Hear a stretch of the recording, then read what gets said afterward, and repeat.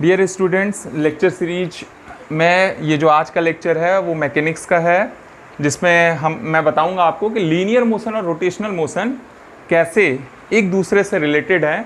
और जब rotation mechanics की बात आ जाती है तो पता नहीं क्यों मन में डर सा रहता है स्टूडेंट के, खास तौर से बायो के बच्चों को, जिन्हें लगता है कि रोटेशनल मैकेनिक्स से छोड़ देना है। मैकेनिक्स खुद टफ मानते हैं, खास तौर से उसमें भी रोटेशनल मैकेनिक्स तो बिल्कुल ही टफ मान के छोड़ देते हैं। लेकिन मैं इस लेक्चर में आपको बताना चाहूँगा how this linear motion and rotational motion are connected to each other. हमारी 9th क्लास में क्या होती है, पूरी जो मतलब हमारे जो क्वेश्चन करने का तरीका होता है वो based on linear motion concept होता है, तो इसलिए हम एडिक्टेड होते हैं। तो यहाँ तो थोड़ा सा हमारा नॉलेज होता है पिछले क्लास के बैकग्राउंड का। जब इनमें आते हैं टॉर्क, एंगुलर मोमेंटम, ऐसी चीज़ सुन रहे होते हैं तो मन में जैसे लगता है कि ओह माय गॉड, क्या पूछ रहे हैं, या दिया क्वेश्चन में मोमेंट ऑफ इनर्शिया नामक कोई चीज़ आ गई तो जैसे लगता है यार अब मेरे से नहीं होने हैं। तो अब मैं आपको दिखाना चाहूँगा ये जो तीनों इक्वेशन ऑफ मोशन है जो आपने पढ़े होंगे लीनियर मोशन में, basically v is equal to u plus a t, s is equal to u t plus half a t square, v square equal to u square plus 2s। आप ध्यान दीजिएगा तो तीनों ही रोटेशनल मैकेनिक्स के question यहाँ भी इसी तीनों इक्वेशन पे पूछे जाते हैं। अब बस चीज़ें रिप्लेस हुई हैं, कौन सी चीज़ कैसे रिप्लेस हुई है ये मैं बताना चाहूँगा। वहाँ हम वेलोसिटी की बात करते हैं, वहाँ हम डिस्प्लेसमेंट की बात करते हैं, वहाँ हम एक्सेलरेशन की बात करते हैं, वहाँ इनिशियल वेलोसिटी और फाइनल वेलोसिटी का भी कंसर्न रहता है। सिमिलरली यहाँ इनिशियल वेलोसिटी की जगह अब हम एंगुलर वेलोसिटी की बात करेंगे। क्यों? क्योंकि लेट से कोई एक्सिस है, वहाँ किसी चीज़ को घुमाना है या इसके राउंड घूम रही हो। मीन्स सबसे अच्छा एग्जांपल सन है, सन के चारों ओर प्लैनेट रिवॉल्व कर रहे हैं, तो अब वो ये नहीं कहेंगे 30 किलोमीटर पर सेकेंड से रिवॉल्व कर रहा है, वो बोल रहे होते हैं कि 30 किलोमीटर पर आवर की जगह 30 रिवोल्यूशन पर आवर पर सेकेंड। मीन्स प्लैनेट का है अकॉर्डिंगली होगा, लेकिन रिवोल्यूशन बोल रहे होते हैं, यानी रोटेशन करना इस एक्सिस के राउंड कितने चक्कर काट लेंगे, तो वो इसीलिए इनका नाम एंगुलर वेलोसिटी रखा जाता है। चूँकि ओमेगा जो लोग थोड़ा अपना नज़र घुमाएं तो ये फ्रीक्वेंसी है, ठीक। Frequency means number, how many times it will completes it's revolution in a fix interval of time या फिक्स सेकेंड, ठीक है। तो ये फ्रीक्वेंसी हो गई कि number of oscillation in a unit time या जो भी।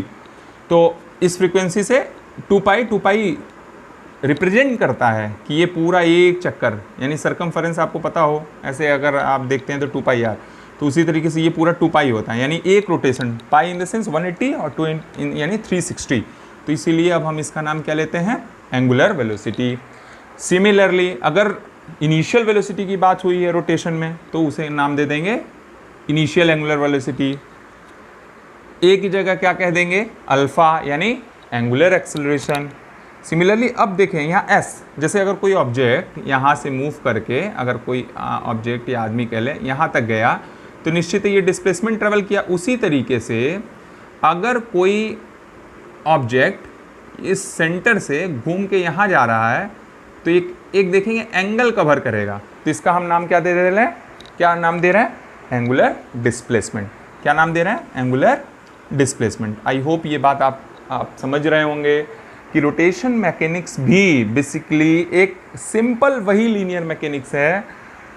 यहाँ लीनियर केस ना कवर करके हम रिवोल्यूशन का केस स्टडी कर रहे हैं, ठीक है।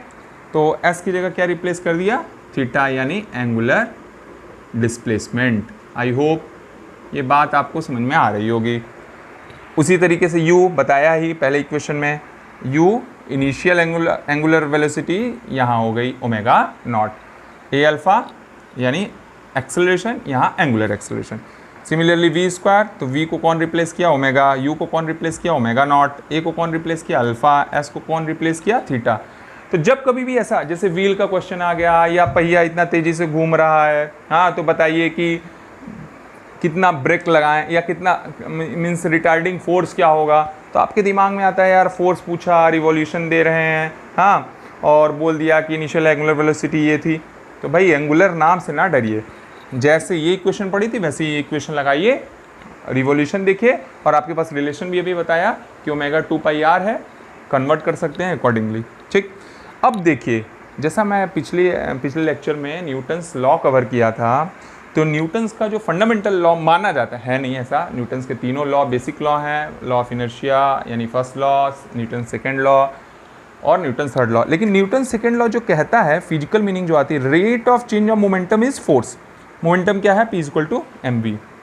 तो ये वापस देखते हैं तो mv है, मास कांस्टेंट रहता है, तो v का चेंज मतलब एक्सेलरेशन, जहाँ वेलोसिटी का चेंज एक्सेलरेशन, यानी F = ma। सिमिलरली रोटेशन में टीचर कुछ इस तरीके से न्यूटन के नाम पे तो नहीं स्टार्ट करता, लेकिन जब ये एक्सप्रेशन लिख रहा होता है डिराइव करके, टाउ =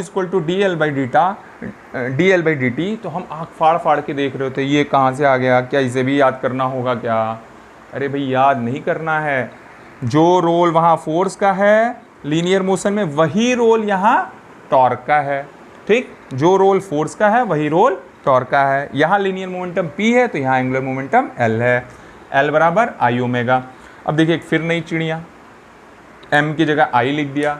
यस, लीनियर मोशन में जो मास रोल प्ले करता है, रोटेशनल मोशन में वही moment of inertia role play करता है। हालांकि मोमेंट ऑफ इनर्शिया कई लोग जानते होंगे, नहीं भी जानते हैं, तो ये mr² होता है। हालांकि मैं मैकेनिक्स में इसको कवर करूंगा।